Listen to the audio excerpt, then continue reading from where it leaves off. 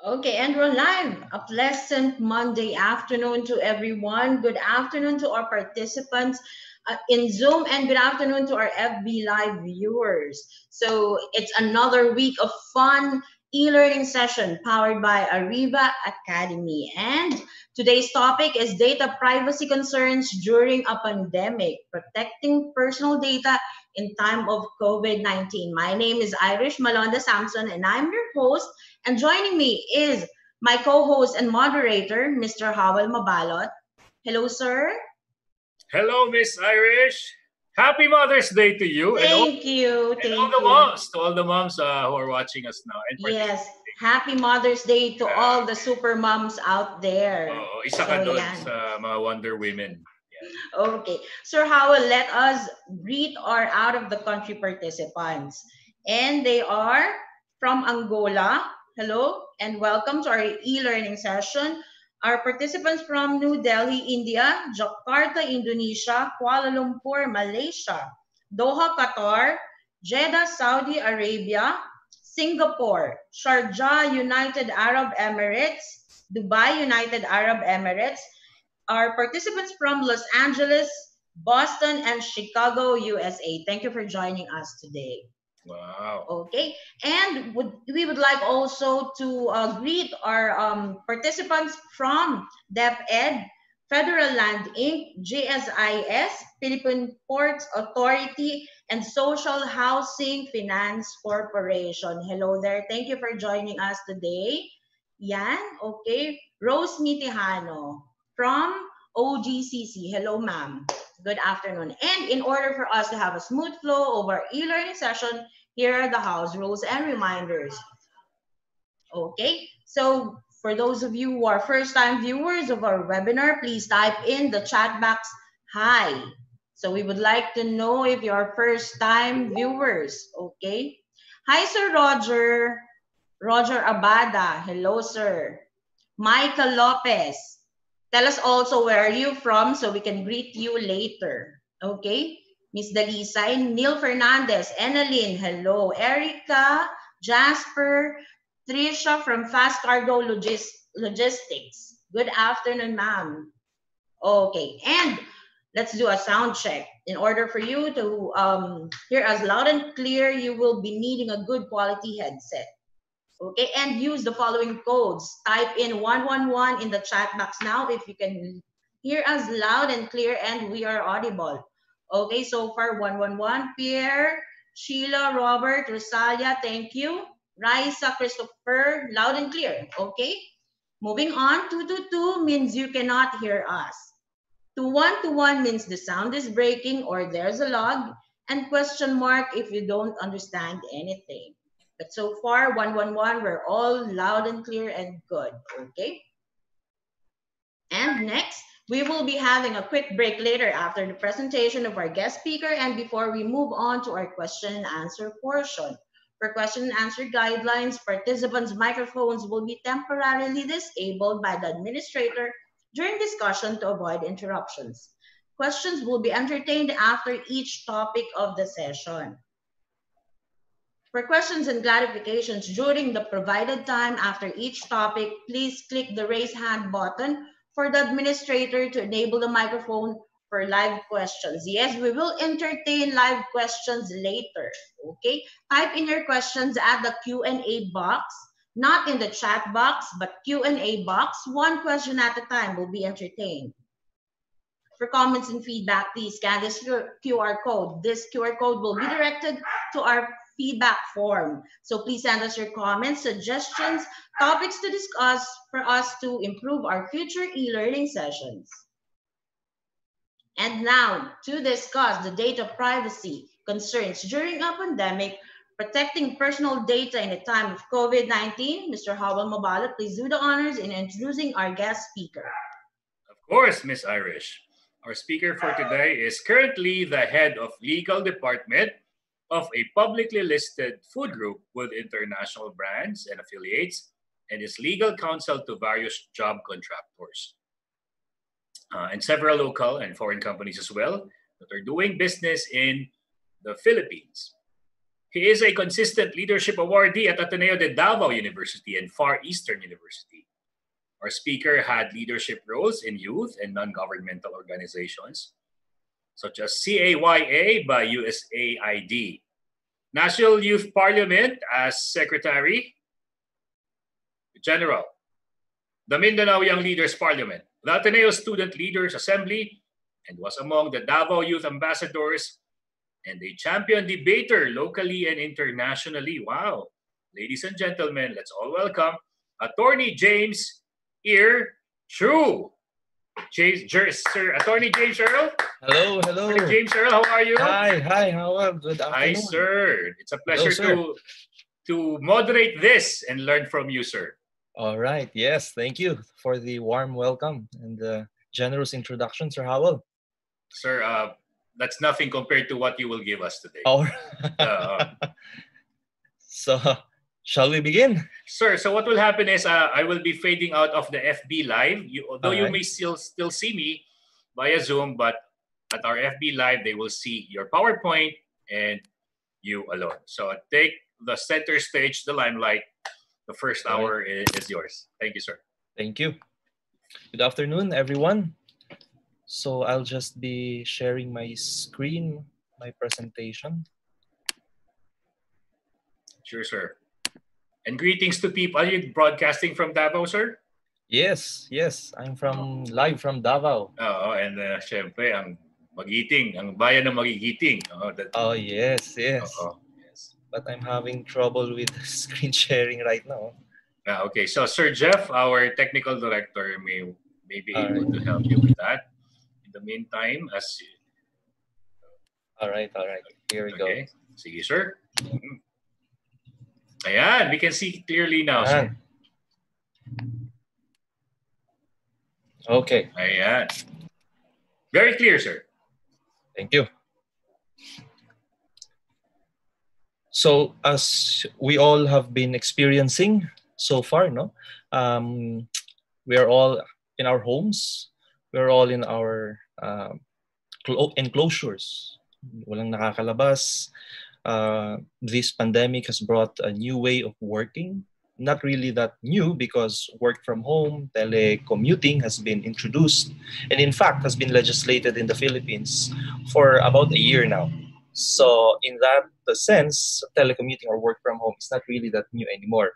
However, what is new, what is surprising here is that for many companies, for many entities, and for many workers, this kind of work environment they are not yet ready. They are not, this is something as a surprise. This came as a surprise to many of us because of this pandemic.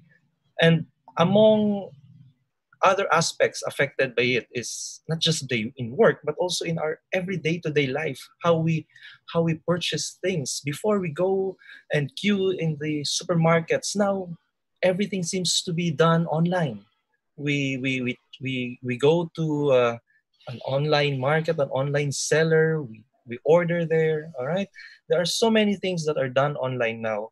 And along with that, along with these surprising, sudden changes in our lives, is the concern, serious concern on data privacy and cyber security. And that's what we're going to learn today. How do we go about, how do we navigate the now? Because this is the now. This is the new setup, but this is not yet what will be the future.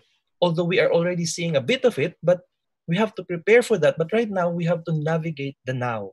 How do we go through this crisis in terms of data privacy and cybersecurity? All right. So in order to understand our data privacy rights, our cybersecurity concerns, we have to consider the three essential principles in data privacy, and that is transparency. When we speak of transparency, we are talking about our right to be informed as to the type of information, the type of personal information that is being requested of us, and how is this going to be used? Where is it going to be stored? How is it going to be shared, if ever it will be shared? Or how is it going to be disclosed and destroyed? If after all the processing, after its purpose has been achieved, how is our information gonna be destroyed from the storage? All right, so that's for transparency. Now we move on to legitimate purpose. What another basic principle, general principle of data privacy is legitimacy of purpose. It doesn't mean that because I already I shared with you my information, that you can already do everything about it. No, that's not how it goes. When I give you my personal information, you have to consider that you can only use it according to the purpose, the legitimate purpose by which I shared it with you. And you cannot go beyond that. Because if you use the information I shared with you for something else, then that's gonna be a violation already of the second principle of data privacy, which is a legitimate purpose. And lastly, of course, is on proportionality. Proportionality refers to the amount of information necessary to achieve the purpose or to achieve the reason why you are asking for my information. So if I am applying for a loan, all you need is my personal and financial background. You don't need the information of the personal information of my family, my friends, probably. Those are already beyond proportionality. All right. There is one example in a local grocery. I don't think it's a local. I think it's everywhere. You know, there is this pag bumibili tayo. There is a PO, utang bale, no? Utang sa supermarket, and then may application form yan. And the application form requires so many information. Kasama na yung friends, who do you refer? Yung friend mo na yan na ni-refer mo, siya ba ay anong income niya? You're already sharing something that is beyond the purpose of why you are giving away that information. So that is already a violation of the principle of proportionality. So, ladies and gentlemen, we have to always remember transparency, legitimacy of purpose, and proportionality as we go along this webinar.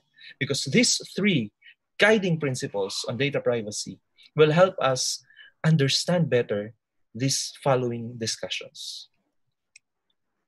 So, in the Philippines, for an establishment like the company or business, there are 5 pillars of compliance, okay? In order to comply with the Data Privacy Act, you need to do these 5 things, these 5 steps. 1, you must appoint a data privacy officer or data protection officer. Second, well, the data protection officer must be registered, all right, with the National Privacy Commission. So once you have appointed one, all you have to do is fill in the form, all right, appoint him properly through an appropriate corporate secretary, secretary certificate, and then submit that together with the form provided by the National Privacy Commission, and then you can email it to them. That's already registration. Second, conduct a privacy impact assessment.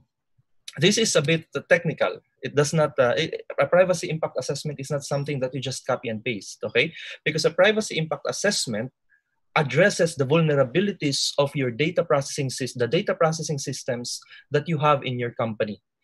Hindi po ito pwede yung patingin nga ng privacy impact assessment mo dyan sa isang kumpanya, kopyahin ko na lang. No, hindi po pwede yun. That cannot be because the data processing systems of that company may vary from yours. Even if you say you do the same thing, but the system may be different, all right? The environment, the ecosystem, the data ecosystem may be different. So in conducting a privacy impact assessment, it must be specific, directed to the vulnerabilities, peculiar or unique to your organization. Third is the creation of a privacy management program. So based on the privacy impact assessment, so okay, like in-assess na ninyo yung inyong privacy and you found out some vulnerabilities, then it will be remediated. It will now be addressed in a privacy management program. where it now enumerates the steps in order to manage the risks, or if you want, you can transfer the risks but not the liabilities, or you can just avoid the risk. Wag na lang natin gawin to. Napaka-delikado pala, no? When you did the privacy impact assessment, there are so many risks. You can manage it, provide it in the privacy management program. You can avoid it. Wag mo na lang gawin yan. Wag na lang natin kolektahin yan. Or you can transfer it. Ipasa natin ito sa third party. Sila na lang ang mag-collect. But even if, again, by the way, even if you pass it on to a third party, you only pass the risks, but not the liability. Pag yung third party na pinasahan mo para gawin yung collection of data did something that violated the rights of the data subjects, you are still liable. Then fourth would be the implementation of the data and security measures. Hindi pwede yung gagawa ka lang ng policy, hindi mo naman itatry. Ano? During an ordinary time like this month would be considered already something, meron na tayong mga fire drills. No? That's the same thing with data privacy management program. You do some drills. That's why the fourth pillar would be implementation or drill. Conduct a drill, a breach example. And then finally, you have to be ready in case of data breach. You have to be ready because anytime it will happen. It is not a question of if, it is a question of when. Because given the fast-changing ecosystem of the data, the cyber realm, every day may bagong virus, every day may bagong threats. No? And that is something that we need to be ready. So that's why we have to be always ready in case of data breach. Now, since we are talking about data, we have to understand the data management cycle. Kailangan naiintindihan natin ang bawat step, no? Every step of the way of our information. Our information is being collected, okay, by an entity. It could be a private entity, it could be a government entity. So, may collection. Sa collection pa lang, there is already management of data. For businesses, you have to already be aware of the rights of the data subjects at the point of collection. And what are those? This is the right to information, the right to consent. Sa collection pa lang, bago mo palang ibigay, dapat nagpaalam na. May consent. Hindi pwede yung hindi mo alam, kinukuha na pala ikaw ng information. Alright? That's collection. You have to be aware that your data, that your information is being collected. And you consented. There is a written consent, if possible. Alright? Then, we go to processing. Binigay mo na yung data, alright? And then now, that data, your information, will now be processed. Gagamitin na nila yun sa kung ano man ang purpose. Again, going back to the three guiding principles, the purpose must be legitimate.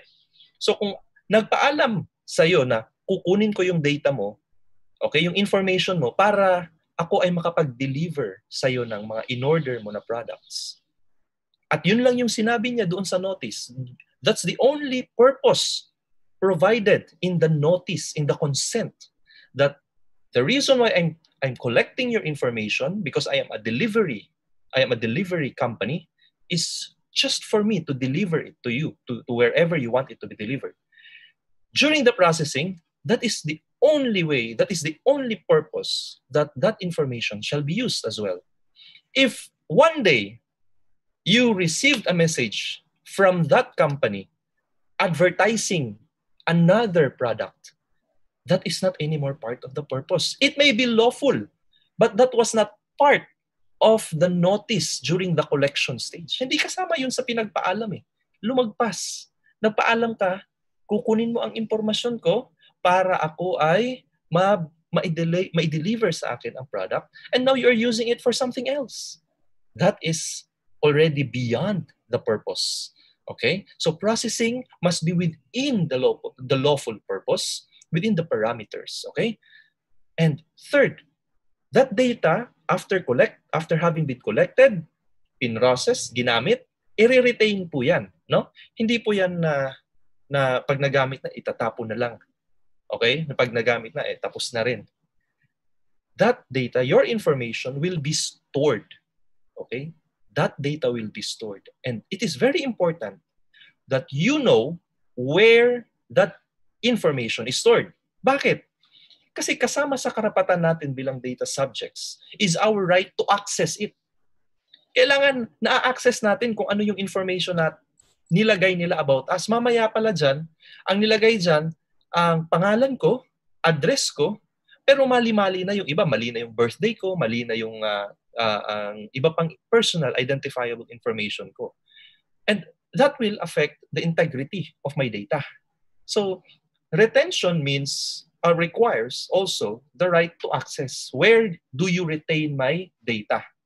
Okay? Kaya sa mga privacy notices, nakalagay din doon, where is the data being stored and how do you access it?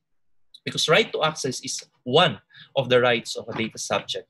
Kasama din dyan, of course, sa retention, yung right to be secured. No? Dapat secured yung storage of data. Hindi mo pwedeng basta kung saan-saan lang ilagay yung kinolekta na data. So tayo bilang data subjects, we have the right to require the entity collecting our data to divulge, to disclose to us, saan mo itatago ang data ko? Saan mo itatago yung mga information ko? Sino ang magtatago niyan? How do you keep it? How safe is my information? Kasi ibibigay ko sa iyo, pagkakatiwala ko sa iyo for the purpose, okay? But how safe? Where are you going to store it? And most importantly, how long? Gaano mo katagal i-keep yan? How long will you retain my data? So that's why it is important that for a business establishment, processing a data, you must have a retention policy. Okay? A retention policy. Because that will guide your organization in terms of the rights of a data subject with regard to retention of their information. Okay? So fourth is sharing. This is not common, no? But there are a lot of companies that share. Nag-share sila ng data. So again, take for example, tatawag ka sa company. Yung company na yan, may call center. Okay? That call center, okay, is the one processing the data, but they're not the one storing it. Kaya lang, na-share. The information is shared with them. That's why it is important also in the collection stage pa lang, in the collection stage, in the notification stage pa lang, na nakalagay na doon that we are sharing the information you will provide to us to a third party so that intelligent consent ang maibibigay mo. I may trust you, okay? I may trust your company, but I don't trust your call center agent. That's pwede yun, di ba? So that's why it is important that in the data privacy notice, the sharing part, the disclosure part is provided. Okay? It must be aligned as well to the purpose of collection. Bakit mo i-share? What is your purpose, by the way? Okay? Say for example, delivery. Ano ba mga major delivery? LBC, Air 21, lahat yan sila. What if hindi nila employee or third party pala nila yung naghahatid sa mga bahay natin? They share it with the third party riders. Gusto ko LBC ang mag-deliver. Kaya lang wala pala silang rider. Okay, kailangan alam ko yan from the beginning. Kasi I'm giving to you the information. And yet, I did not know na you also shared it pala to somebody else. Ganon din sa bangko. Sa credit cards, uutang ako, a-apply ako ng credit card. Pag hindi ako nakabayad, kailangan alam ko na ang information ko ay you will share it with a third-party collecting agent. Okay? Yung mga nangongolekta. Sa iba pa, pag lumalapit attorney, may nanghaharas. Okay? So, once you get to that point, no, na I'll collect collection agency will have to intervene between you and the bank. You have to know from the point that you applied, you gave your information na, ay hala, pag hindi ako nakapagbayad, ibibigay nila ito sa third-party agency to collect my debt. So that's on the sharing part. And lastly, on the disposal. Pwede bang nangolekta ako sa iyo ng information? Zip paper. Papel lang yan. Because data privacy applies both on manual and electronic data. So say manual data. Sinulat ko pangalan, address, all other personal information of a person. And then, nung hindi ko na kailanganin, itatapon ko na. Tinapon ko na lang basta-basta sa kung saan-saan. Okay? Napulot ng kung sino man, napulot ng yung mahilig magtanong kung open-minded ka ba. Okay? Tinext ka ngayon. Nagulat ka. Saan nakuha ang impormasyon ko? Ako'y napaka-pribadong tao. So, you will ask the person, saan mo nakuha ang number ko? And then the person will admit, may tinapon po kasi mga data galing sa ABC company. Sayang naman, ginamit ko na lang po. May dali sa ABC company. Because ABC company did not comply with the proper requirement and regulation on the disposal of data. Okay? Hindi porket hindi mo na kailangan, pamimigay mo na lang kahit sino. Di ba? Parang pag-ibig lang yan, di ba? Hindi porket tapos na, wala na, hayaan mo na lang. Kailangan may closure. Maayos dapat, di ba? So, ibig sabihin, pag hindi mo na kailangan ang data, you have to anonymize it, no, as much as possible. Tanggalin mo yung mga pangalan para hindi ma-identify sino siya. Tanggalin mo yung mga sensitive personal information bago mo itapon. If possible, shred it if it's manual. Shred it. If it's not manual, make sure na yung memory, if it is a hard drive, yung hard drive na yan, talagang basag na basag. There are a lot of cases in the US, in Europe, where yung hard drive ng mga banks, ng mga companies retaining so much data, pagtapon, hinahabol, hinahanap, kinukuha, kahit na basag, durug na yan, kaya nila yung re-engineer. Okay? At nabubuo nila yan. At nakukuha nila yung information doon. That's how amazing technology is. That's why this disposal part is also very crucial, very important po ito. Hindi porket patapos na, okay na lang. Okay? Disposal of data is still very important in ensuring that the rights of the data subject is protected. Okay? And speaking of rights of the data subject, these are the rights of the data subject. Lahat po ng gagawin natin ay dapat naaayon sa mga karapatan ng tao sa kanyang privacy. Okay? Itong 7 rights of a data subject as provided in the Data Privacy Act, ito po ay naaayon doon sa pinag-usapan natin kanina na cycle of data management. Right to be informed. Where is this? Upon collection. Upon collection, you must know that your data, your information is being collected. You have to consent. It is not enough that you know. You have to say yes. Okay? Right to object. Sa collection pa lang or sa processing. If in the collection you realize you are asking too much, then you can object. No, I will not disclose it. If during processing you realize that there is sharing, you can say, oops, stop. I have the right to object. Right to access during retention. Tapos na ang proseso, tapos na ang transaction, you have the right to access that data because that data is not yet deleted. It's not yet destroyed. So you have to have the right to access it, to check if it is correct.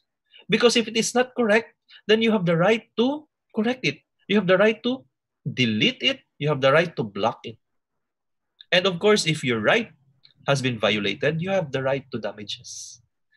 And the right transmissibility of rights of the data subject, meaning if I die, my heirs can replace me and ensuring that my data, okay, is protected. Hindi porket patay na yung tao, wala na siyang karapatan sa kanyang data. The heirs, no? Transmissibility. The right ng tao na namatay over his data ay nalilipat po yan doon sa kanyang mga naiwan na mahal sa buhay. And of course, right to data portability, yung kahit saan po dapat sana na-access nila yan. But again, this is not yet observed by many because of kahirapan din sa technicality. Hindi naman lahat ng companies ay equipped para i-make sure na kung sino man ang data may-ari, they can access it anywhere in the world. Right? So, given those rights of a data subject, how do we now apply it during this time of COVID? Here are some FAQs provided by the National Privacy Commission. First question is, can we collect details of all persons na papasok sa office, papasok yung mga bisita sa office, yung mga bisita sa condo, pwede, yung mga employees, pwede ba naming tutukan ng temperature gun? Kukunin namin ang kanyang temperature. That's an information about a person, right? Pwede ba namin isulat yun, oy, si James, kanyang temperature ay ganito, si Howell ganito, si Iris ganito. That's an information, guys. Is that allowed? Well, according to National Privacy Commission, yes. Yes, that's allowed because while that may be a personal data, okay, it is necessary, to ensure the safety. At not only that, okay, you can collect it without naming naman eh. Okay? You don't provide the name. You don't need to say pangalan at saka yung temperature. No need for that. Just write the temperature. As long as it is not identifiable, okay lang yan. Okay? So you may collect such personal data. Pero wag mo na lang damihan pa. No? Anong pangalan? Anong temperature? May asawa? Ilan ang anak? Anong kinalaman yan sa pagpapapasok mo sa tao? Ang gusto mo lang naman, masiguradong wala siyang COVID. Di ba? Paano mo malaman kung may COVID o wala? Unang-una, kung may lagnat, may ubo, may sipon. So, yung mga symptoms, problema lang kung asymptomatic, di ba? Because according to research, 80% are symptomatic. So those information, okay, are allowed to be collected. Okay? Second, yung filling out of signing form amount to consent. May binigay ako sa yung form. Okay? Howell, pakilagay naman dito yung address, temperature, kung saan ka nanggaling, saan ang travel history mo. Pwede na ba yung consent? Kasi nag-fill in ka eh. Hindi mo sinabi doon, I consent. Wala kang tick box. Hindi mo pinirmahan na I agree that you will collect the following information for the purpose of this. You did not do that. But you filled in the information sheet. Is that allowed? Yes, that is allowed. Because remember, the collection was not based on consent. Okay? The processing is not based on consent at that time. Okay? Its lawfulness rests on the mandate of the DOH. Okay? Its lawfulness is based on the public health necessity. Okay? Yung collection pa po yung collection po ang pinag-uusapan natin, hindi po sharing, huwag tayong mauna. Magkaiba po ang sharing sa collection. Collection, kinukuha ko pa lang. Pwede ko bang kunin ang information, nag-fill in ka, hindi mo naman sinabing pumapayag ka, wala kang magagawa, ayaw, kung hindi ka mag-fill in, hindi ka makakapasok sa building. Okay? So nag-fill in ka. Yes, that is allowed because that collection was not founded on consent, but it was based on public health necessity. Okay? Can the employer, third question, can the employer disclose personal data collected from employees to third parties? Yes, but the third party must be the government or the DOH. Hindi pwede yung nalaman na sa kumpanya natin may positive sa COVID. Can we announce it to the world na, hey guys, may positive sa kumpanya namin? Pwede naman dahil wala ka namang pinangalanan. Pero kawawa yung mga empleyado nyo. Katatakutan sila ng mga tao. The backlash is not just going to be about PR, but it will be about your people. Kawawa sila. Madadamay. No? Isa, dalawa lang yung nag-positive pero lahat ng mga, and not only that, baka pati yung products ninyo matakot na rin sila. Okay? What you need to disclose is the fact that there's an employee who turned out to be positive with COVID, and you disclose it to the appropriate entity, not to the whole world. Let that appropriate entity, government entity, announce it. Okay? Because they're gonna do contact tracing pa naman eh. Hindi naman sa buong mundo yan napunta yung taong nag-positive eh. Ang kailangan lang nilang malaman saan napunta yan at yung kung saan man siya nagpunta, yun lang yung makakaalam. Okay? Hindi yung kailangan buong mundo. Unless yung taong yan eh galing sa buong mundo. So let the whole world know. But then again, that's not the case. So can the employer ask its employees to submit a declaration kung saan sila nanggaling, travel history, sino yung mga katabi nila, kasama nung sila ay nagbakasyon, or pumunta ba sila sa mga areas na may COVID-19? Yes, pwede po yan. Pwede po yang kolektahin. No? Basta ang kailangan lang, kolektahin kung ano man yung kailangan, what is necessary. Anong principle yan under the data privacy? The principle of proportionality. Proportionality. Okay?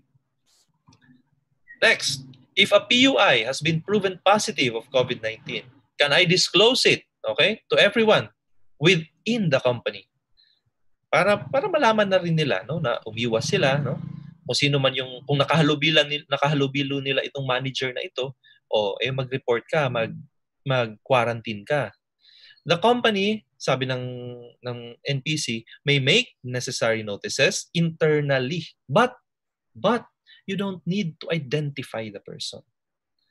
Okay? Because what is being protected here is the identifiability of the person. So pwede mo sabihin, guys, may nag-positive sa atin. We have to take necessary precaution, take a lot of vitamin C, boost your immune system because somebody in the company has turned out to be positive with COVID. He has been in this particular floor of our building. So for those who are there, let's observe our health. Let's monitor closely our health. So it follows that the disclosure of the identity of the patient shall be limited to DOH personnel only. Okay, following the PUI protocol. Okay, sa DOH lang po ninyo i-disclose yan. Can the DOH, paano naman kung si DOH yung mag-declare ng mga more detailed information sa locations of the person? Or baka sabihin na nga pwede ba si DOH mismo magsabi ng pangalan ng mga nag-positive? Well, the problem there is kahit sabihin nating no, it's DOH, it's government. Okay? And they can always raise the purpose of public health necessity. But that will be a public policy nightmare. That will be counterproductive. Because if tayo mga Pilipino mahiyain, takot tayong mapahiya. If alam natin that DOH will declare our names, will disclose our names, na positive si James, tingin nyo, magre-report pa ako sa DOH? Sasabihin ko pa kaya na baka wala nang lumapit sa DOH, wala nang umamin na may COVID sila kasi takot silang mahiya. Okay, that will be counterproductive public policy-wise. So we do not suggest that DOH will do that. All right? Ganon din yan sa kumpanya, no? That's gonna be a hell of a nightmare for the company to declare it. Not only for the company, but most especially to the employees. Sila po yung kawawa kasi sila yung katatakutan. So can our company, eto na yun, no? Can our company issue a press release or statement? Well, announcement should come from DOH, not from the company. No? Kung po pwede lang. Huwag niyong pangunahan. Let the government do it. Kasi sila yung mas nakakaalam saang area kung kailangan ba talagang i-announce in the first place. What if wala naman palang ibang pinuntahan ang taong yan? From the airport, dumiretso sa office, napatunayan na may COVID, wala na ibang pinuntahan. Do you need to announce it to the whole Philippines? You don't even need to announce it to the city. Announce it to DOH. Tell DOH, we have someone positive. So what are the specific data elements that we should collect from visitors? The specific data elements that may be collected is according to what the DOH requires. No? So yung mga symptoms, usually yung mga symptoms yan. So ba may sipon, may lagnat, may ubo, okay, saan galing? Galing ka ba sa bansang may COVID? So ito po yung application ng ating data privacy in times of COVID. However, there is a greater risk. There's a greater challenge. And that is the cyber security risks, okay? Because our ways of life, our ways of work have changed, then there is now a greater risk in terms of cyber security. Ito kasi privacy, okay? Privacy is a broad concept. But within the privacy, within the right to privacy, is the obligation to protect the information, okay? How do we protect that information? Through what we call the information security systems or cyber security. How do we make sure that the information we collect from the public is safe? Okay?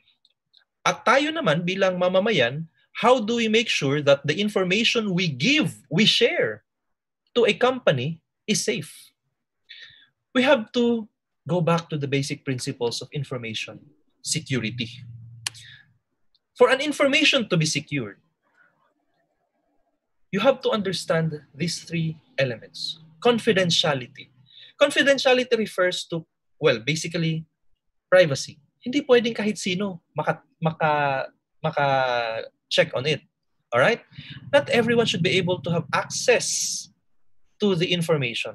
It must be confidential.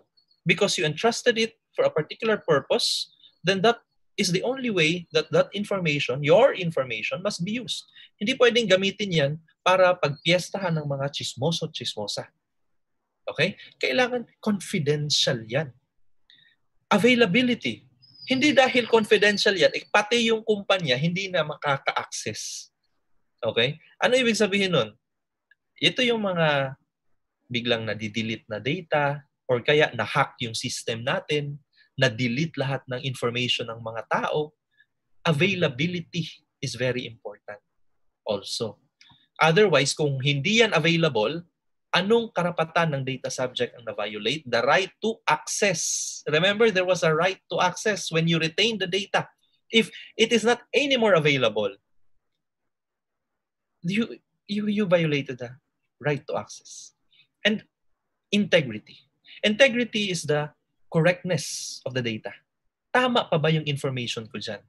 Kasi may mga hackers na hindi naman nila nanakawin, hindi rin nila buburahin ang information mo, pero guguluhin lang nila. Magkakabali-baliktad na. Magtataka ka na lang kung ikaw ay may utang at ang utang mo ay biglang lumaki kasi nagkagulo-gulo yung data. Okay? So integrity is also very important. So these three are the basic principles, no, in information security.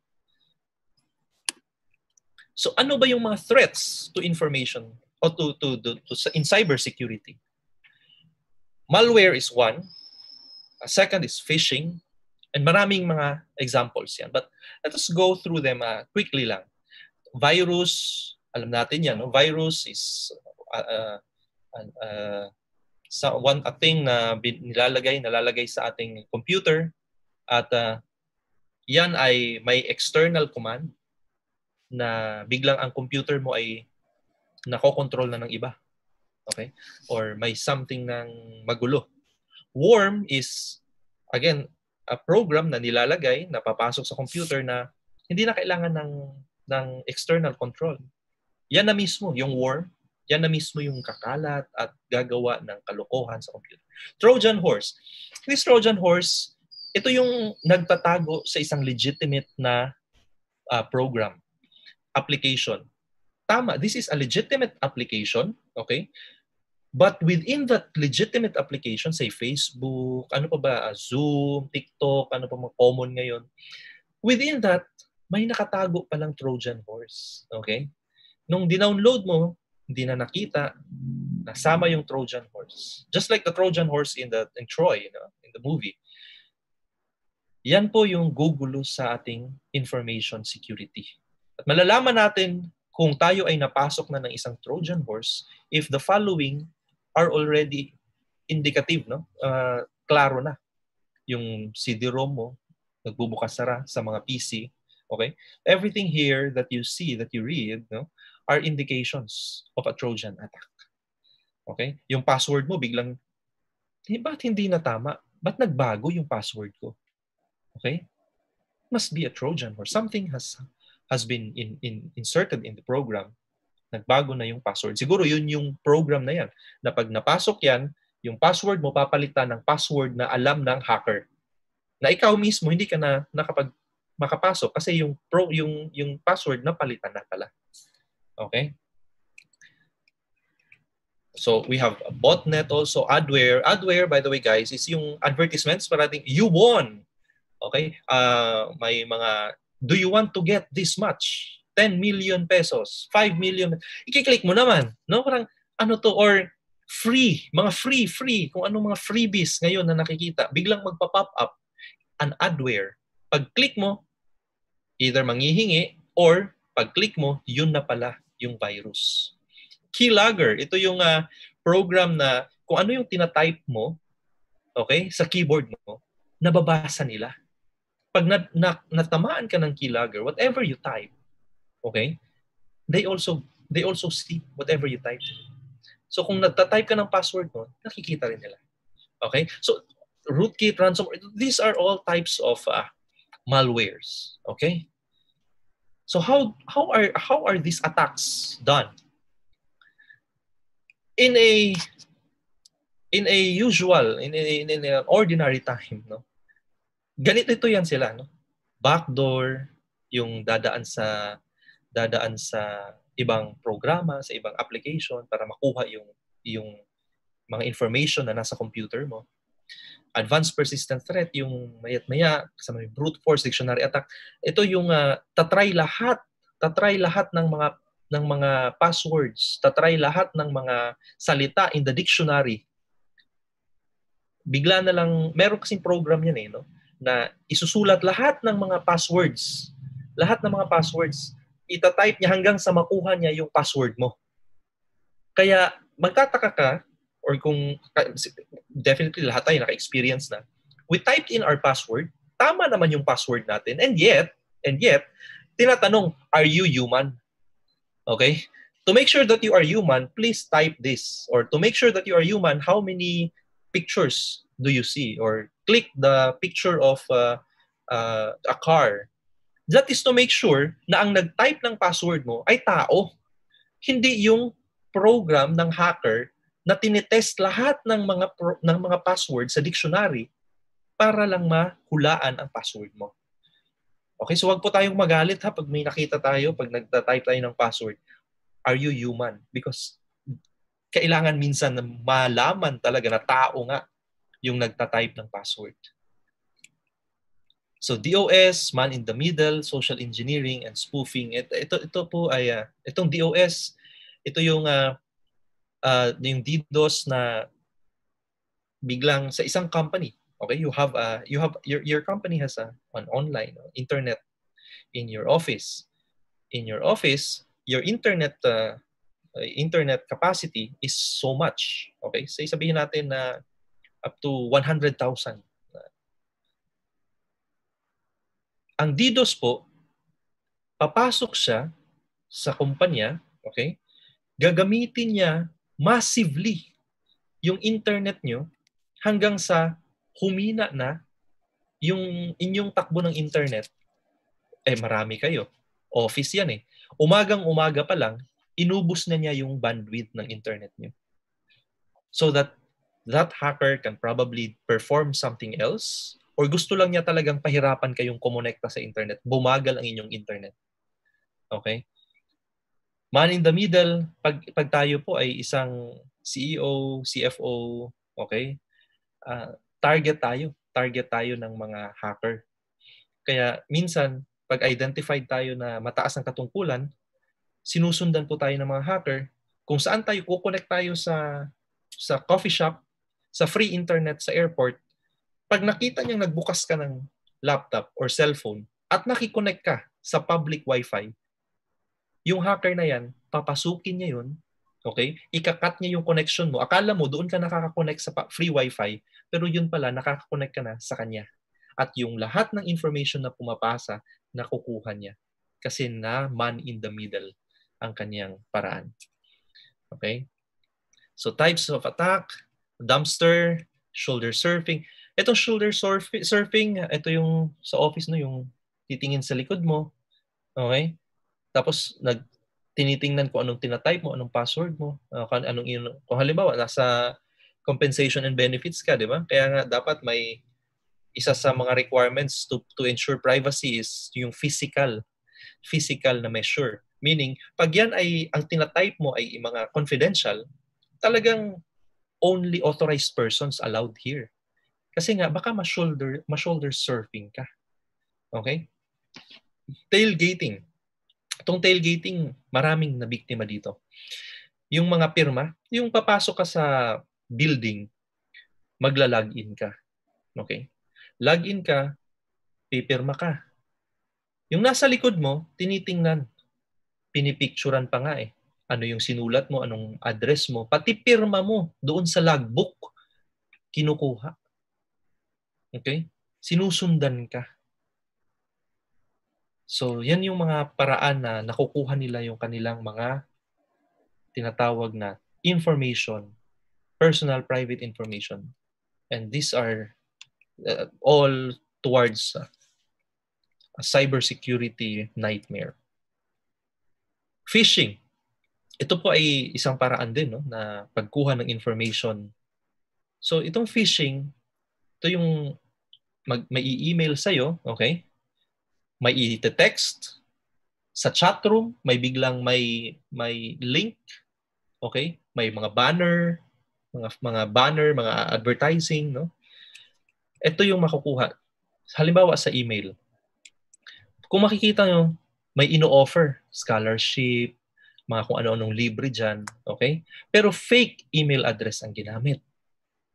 Tapos titingnan mo yung link, sabi, oh, if you want to get this, click this link and provide the information. Eh, ikaw naman, excited, bored ka ngayong panahon ng COVID, gusto mo makakuha ng kung ano-ano mga libre. Pag-click mo, pag mouse over mo ngayon dyan sa link na yan, nakikita mo, ay bakit parang iba? Iba ang link. Okay? Hindi yung legitimate. Ganon din po yung mga fake websites ng banks, okay? May mga nakukuha tayong emails, nakala natin ang pangalan ng bank ang nakalagay, pero yun pala hindi yun yung totoong bank website, hindi yun yung totoong bank na email. You have to just go over the link, mouse over, check mo yung address na nakita natin dito sa baba. Yan ba yan ba talaga ang website ng bangko mo? Compare mo sa legitimate. Bago ka mag-click. Do not click the link, okay? Just mouse over. Mouse over, click, check it, okay? Don't click it, check it. Compare it with the genuine, with the original. Ito ba talaga yung website na yun? Kasi kung hindi, don't click it. It must be a phishing email. Kinukuhanan ka lang ng impormasyon. Phishing, kaya nga phishing, no? Pinangingisdaan ka ng impormasyon. So wag mong hayaan na makakuha sila ng impormasyon mo. Preventive measures.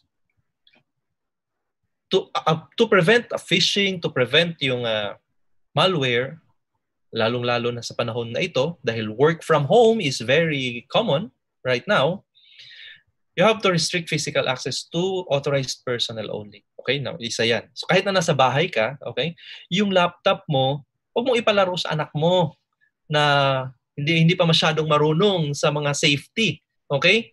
If you have a program na pinahiram sa iyo ng kumpanya nyo, maybe install it in another laptop, company laptop na hindi nagagamit sa bahay. Kung wala talagang choice at talagang yung personal laptop ng kailangan gamitin, okay lang, but put it in a secured folder, password protected folder, whatsoever.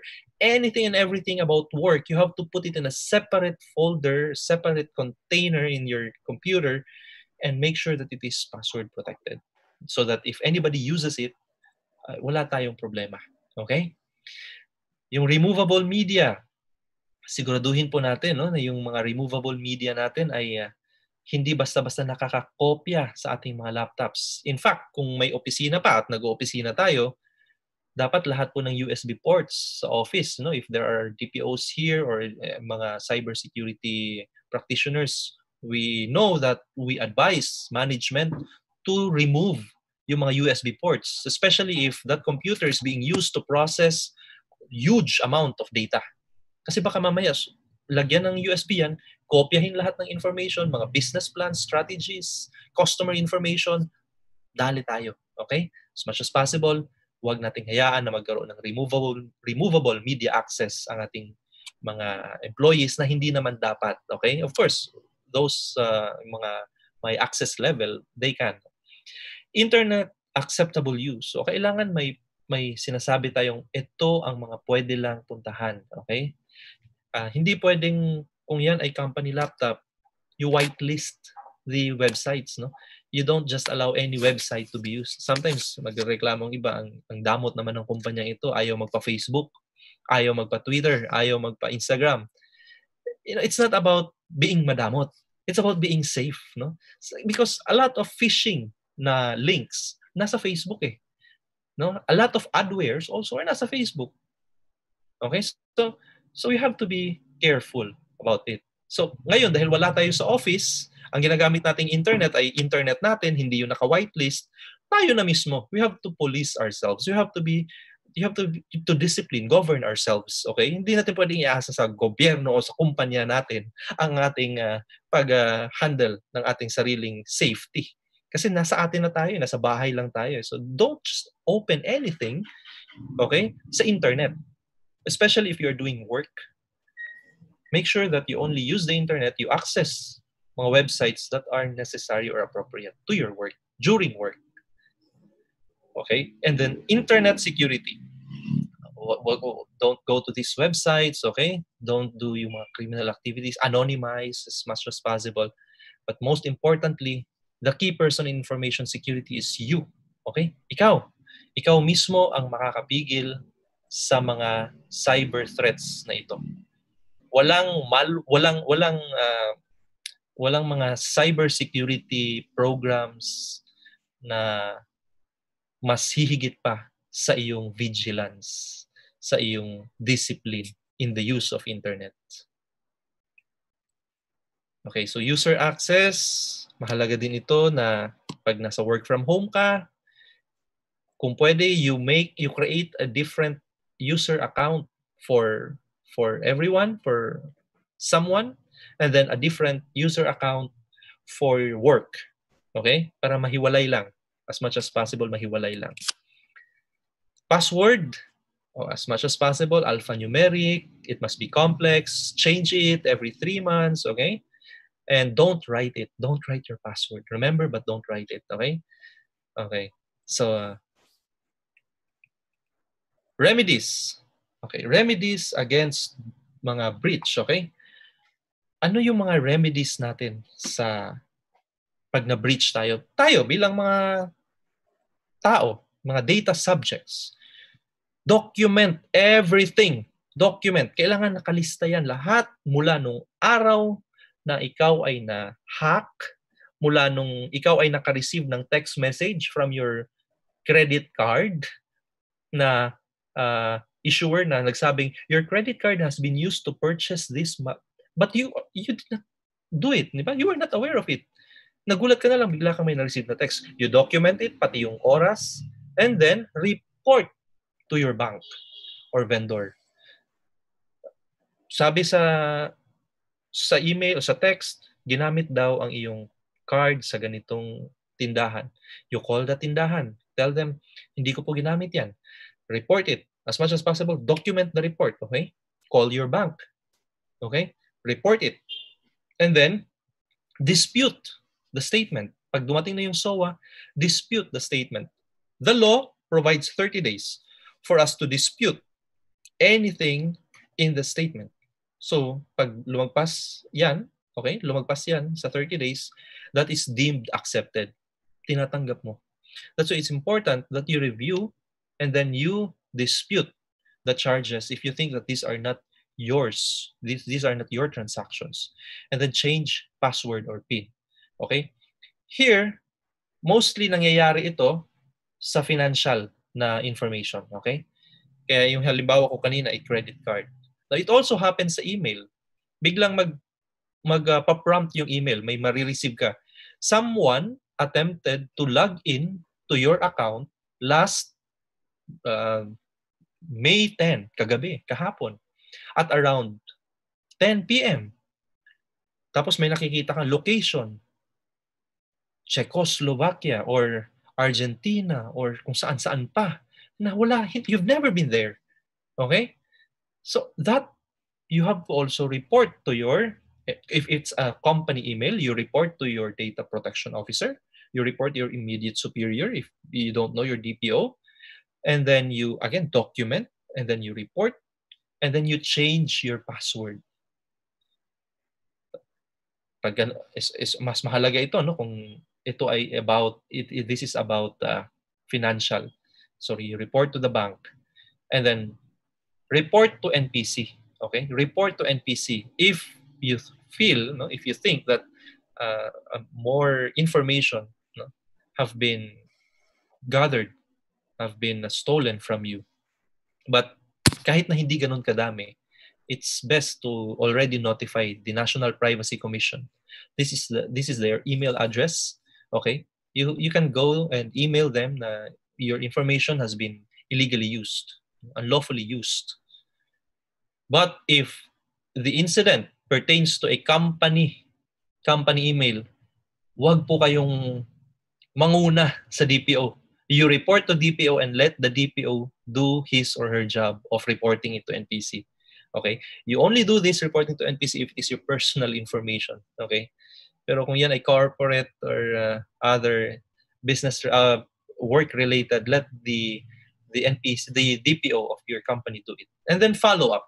Follow up with your bank, follow up with NPC kung ano na ang status. Follow up with the vendor kung saan ginamit yung credit card nyo. Okay? So, follow up. Ano po ang mga nangyari na? May mga kaso po ito. May mga kaso sa Supreme Court na nadesisyonan na. Okay? Unahin natin itong kay Spouses Ermitanio versus Court of Appeals and BPI. Noon pa man, sa katagal-tagal na, may nangyayari na pong nakawan at hindi ayon sa batas na paggamit ng credit card. So, ang tanong dito sa kasong ito, liable ka ba? Are you liable for unauthorized, okay? Hindi authorized, no? Transactions made using your stolen credit card? And is notice to bank sufficient to free you from liability? Ang nangyari po dito, okay? August 29, na-snatch po yung bag ni Mrs. Ermitanio. Ni-report po nila, August 29 din, tinawag nila sa bank. Kaya lang August 29 is a Sunday, so August 30 nila ngayon na ibigay yung letter report. August 30 din, nagkaroon ng unauthorized transactions na 3,000. Maliit lang kung tutusin. Pero umabot ito ng Supreme Court. Okay? Noong September 20, nagpadala ng statement of account ang bangko. Sabi, oy, singilin na namin yung 3,000 mo. Hanggang hindi nila binayaran dahil hindi nga naman sila ang gumamit noon. Ba't nila babayaran? Nagreklamo nga sila, nag-letter report na nga sila eh.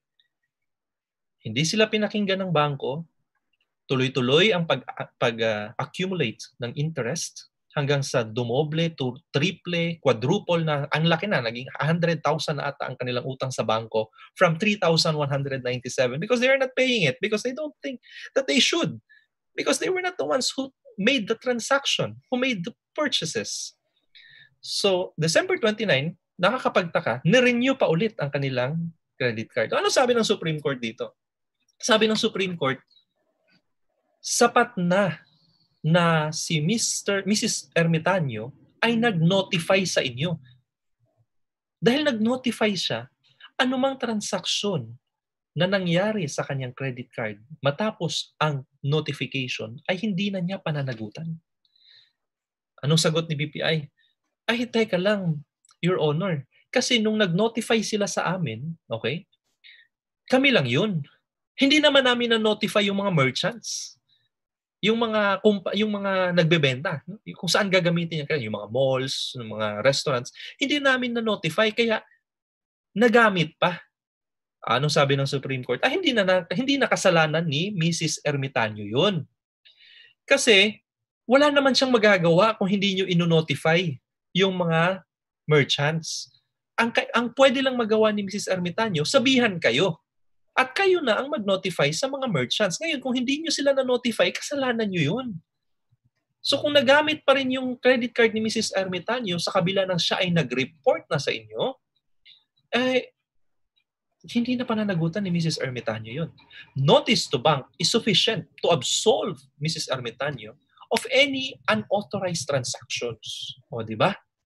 Kaya napakahalaga to notify. To document, number one, because without documentation, you have no evidence. Wala pa kayong ebidensya na kayo ay nag-notify. So you have to document and then notify. Second case, Far East Bank and Trust Company versus Chante.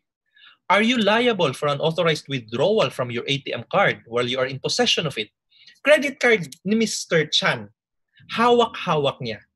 Yung kanyang ATM PIN, siya lang ang may alam ng PIN number niya.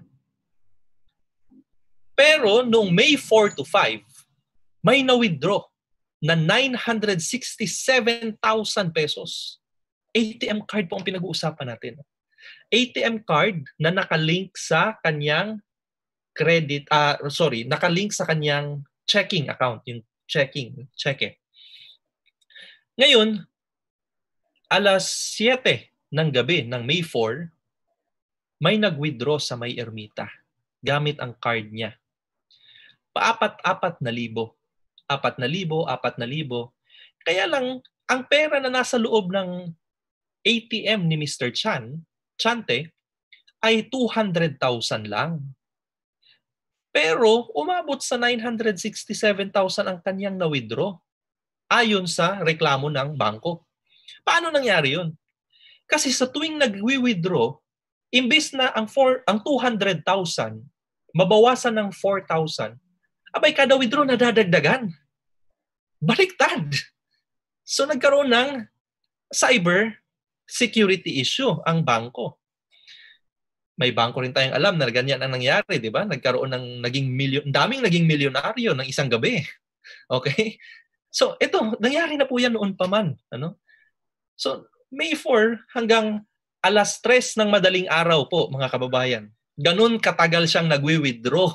Nagwi-withdraw ng pa-4,000, kaya umabot siya ng 967,000 pesos. Kasi kada withdraw niya, imbis na babawasan yung kanyang ATM, nadadagdagan ng amount na withdraw niya. So May 7, nagkaroon ng reconciliation ang bangko at ang ATM. Nagulat ang bangko. Abay, paano nangyari ang isang ATM card ay nakapag-withdraw ng 967,000 in less than a day? Alas 7 ng gabi, natapos alas 3 ng madaling araw kinabukasan, hindi man lang umabot ng 12 oras. Ang tagal niyang nakapila doon, Ang tagal niyang nakatayo, ka-withdraw.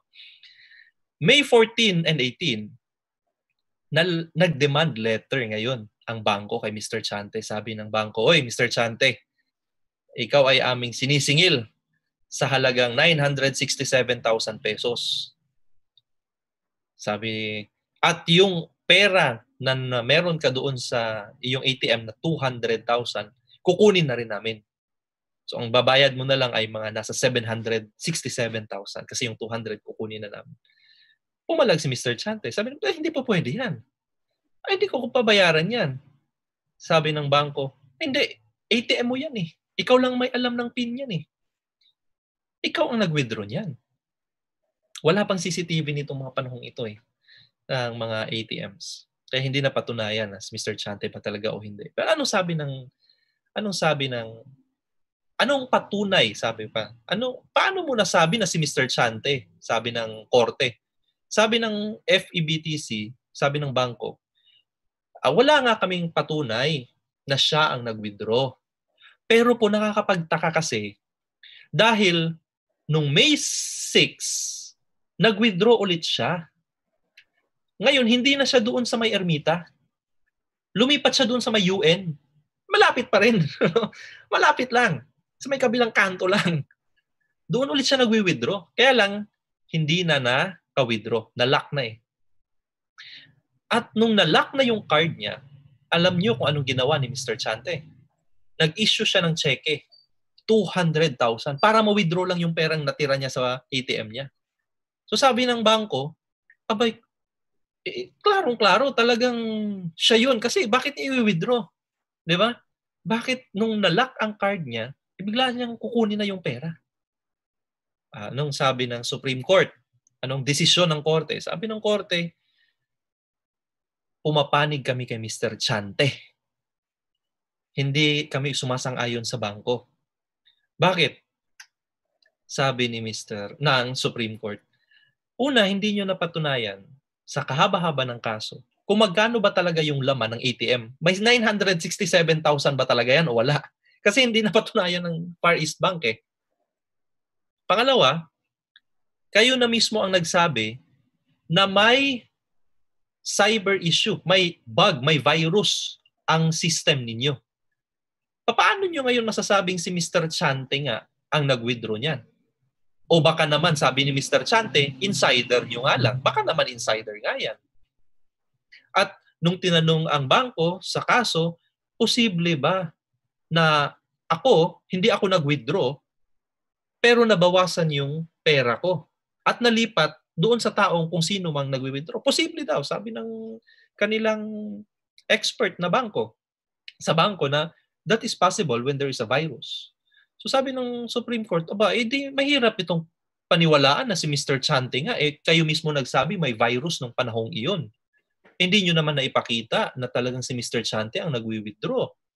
So, mahirap na sabihin si Mr. Chante ang sisingilin natin ng halagang ito. Paano po, sabi ng Far East Bank, paano po yung mga aksyon na mukhang kaduda-duda na siya talaga yung nag-withdraw? Kasi bakit niya kukunin yung 200? Bakit niya uubusin yung pera niya sa amin nung malaman niya na yung ATM card niya ay na-lock, hindi na ilabas ng ATM? Bakit niya gagawin yun kung hindi siya guilty? Abay, sabi ng Supreme Court, ano ba ang klaseng account ang meron si Mr. Chante? Hindi ba checking?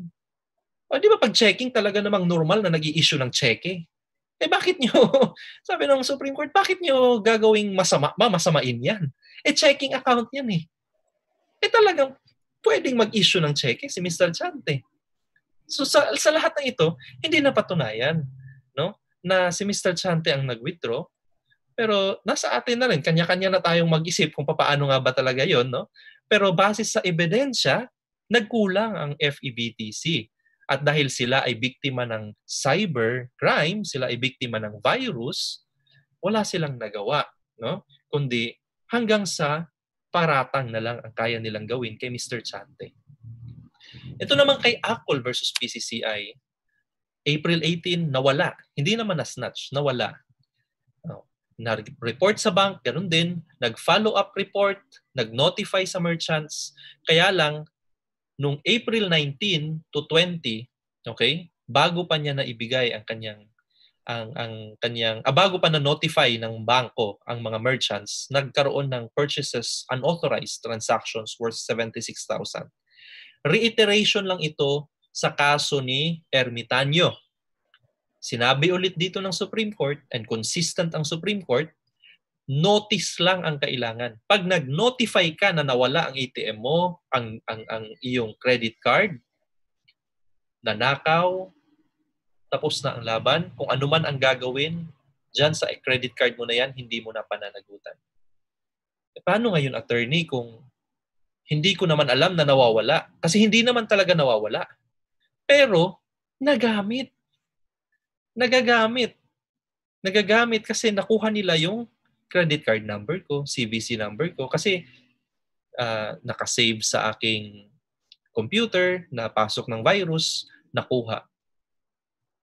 Again, dahil hindi mo naman alam, once you know, you have to report right away. Huwag mo na antayin na may SOA pa. Okay? That's why it's important to always check check your, if you have online accounts, every now and then you check kung may mga transactions ba na hindi naman ikaw ang gumawa.